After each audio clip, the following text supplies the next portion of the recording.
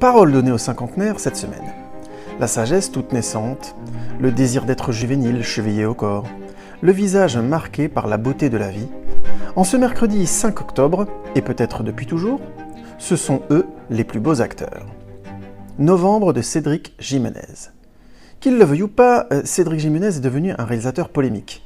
Attiré dès son premier film, le très bon film d'attentat aux yeux de tous, il s'agit depuis, pour lui, de systématiquement se lancer sur des sujets historiques. La French Connection, Himmler, mais aussi le sulfureux Bac Nord qui suivait le procès de policiers ayant eu recours à des méthodes illégales pour démanteler un réseau de trafic de drogue. Cette fois-ci, c'est donc les attentats de novembre 2015 qui sont au centre de cette chasse à l'homme menée par un Dujardin plus cinquantenaire et donc charismatique que jamais.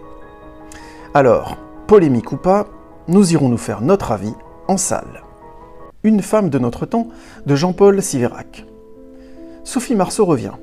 Dans un polar noir, un film de maturité donc.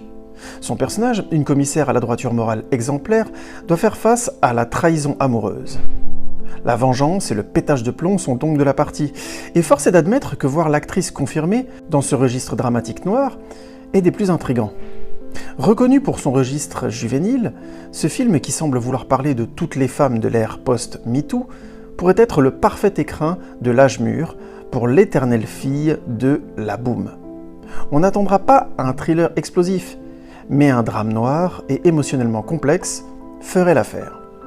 Ticket to Paradise de Hall Parker. Le cinéma, c'est aussi cet étrange besoin de réunir les acteurs connus d'année en année.